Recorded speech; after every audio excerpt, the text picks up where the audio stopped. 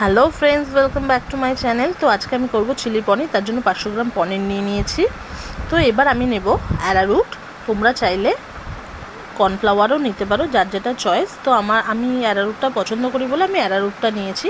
তো এর সঙ্গে সামান্য ময়দা মিশিয়ে নেব, কারণ জিনিসটা মুচমুচে হবে বলে, তাই জন্য ময়দা মিশিয়ে নিচ্ছি। তোমরা চাইলে শুধু অ্যারারুটেরও বা কর্নফ্লাওয়ারেরও করতে পারো। তো আমি দিয়ে দিলাম এবার একটু লঙ্কার গুঁড়ো পরিমাণ মতন। তোমরা চাইলে এখানটায় কাশ্মীরি মির্চও ইউজ করতে পারো কালারের জন্য।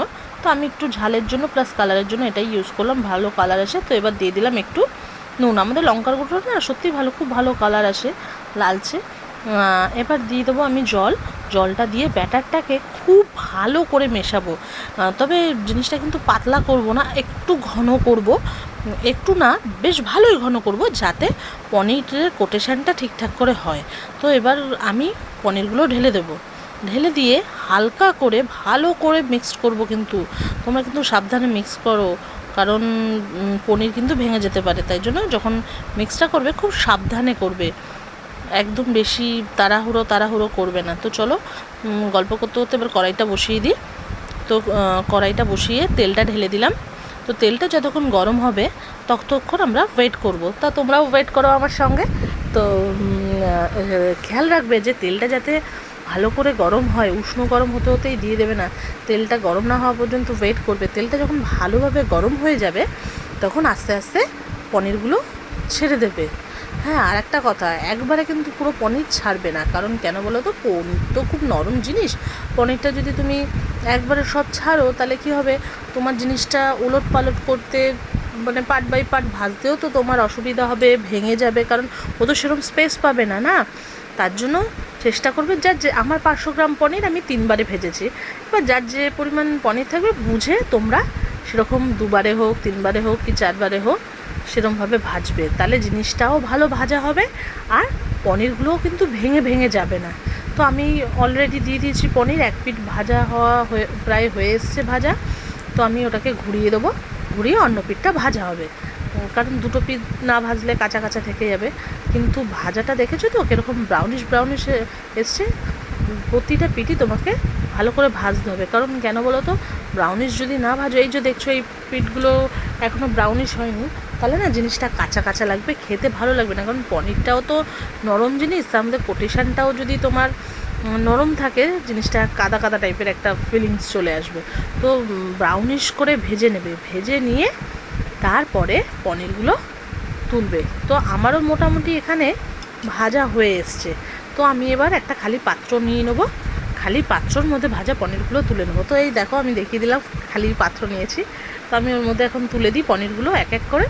তো আমি এরকমভাবে, মানে আমার যে পরিমাণ পনিরটা ছিল আমি 3 ভাগে ভেজে নিয়েছি। তো আমি তোমাদের আর পুরোটা দেখালাম না, কারণ পুরোটা দেখালে তো ভিডিও অনেক বড় হয়ে যাবে, এই জন্য আর পুরোটা দেখালাম না। তো চলো, এবার আমি কড়াইয়ে তেলটা যেহেতু গরম আছে তাই আমি দিয়ে দেবো আদা রসুন কুচি।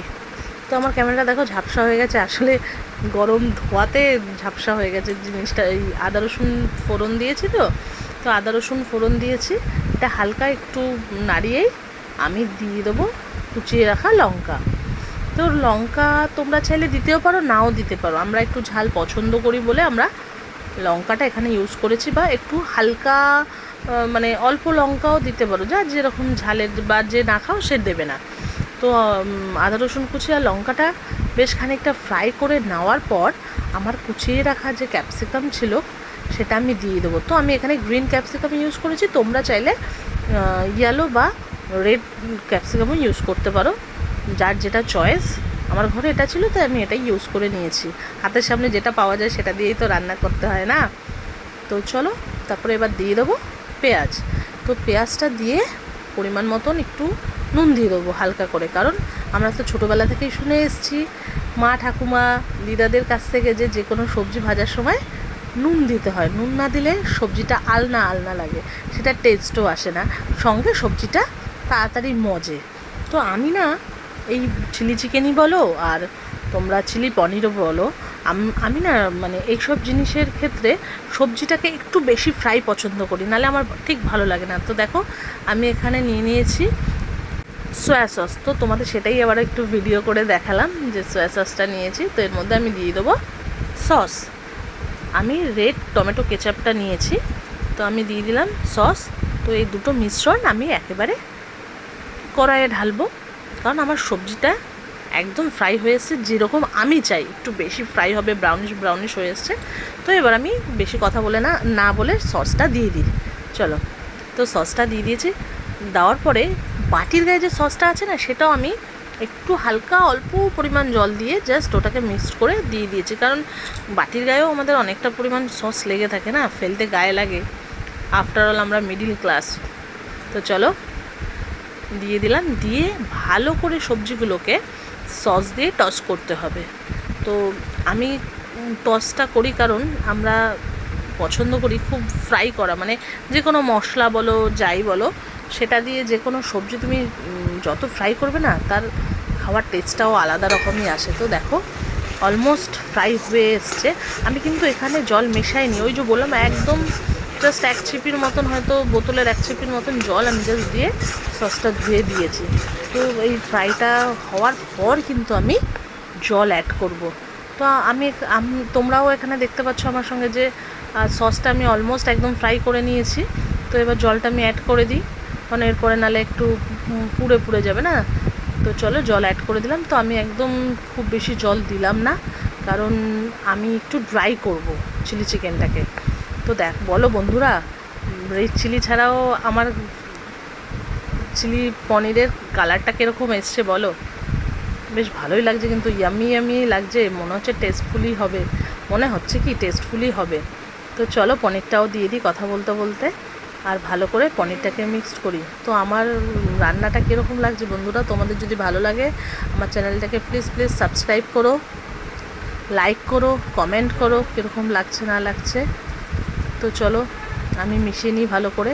তো আমি একটু ড্রাই ড্রাই রাখবো, তাই জন্য আমি একটু হালকা টানিয়ে নেবো, সঙ্গে পনিরের যে কিউবগুলো আছে ওর মধ্যেও ঝোলটা যাতে ভালো করে ঢুকে, তাই জন্য আমি কিছুক্ষণ গ্যাসের ফ্লেম অন করে রেখে দেবো।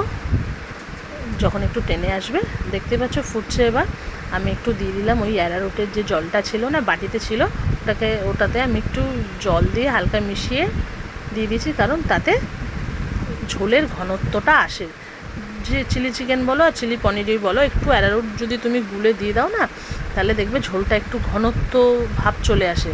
তো দেখতে পাচ্ছ অলমোস্ট আমার চিলি পনির রেডি, ঝোলটাও শুকিয়ে এসে। এটা আমি এই অবস্থায় রেখে দিচ্ছি, কারণ যেহেতু অ্যারারুট আছে তো ঝোলটা আরও টেনে আসবে, তাই জন্য আমি যদি আরও টানিয়ে রাখি তাহলে একদমই তুমি মানে ড্রাই বলতে পুরোই ড্রাই পাবে, তাই জন্য আমি এত অবধি রাখলাম। চলো টাটা বাই।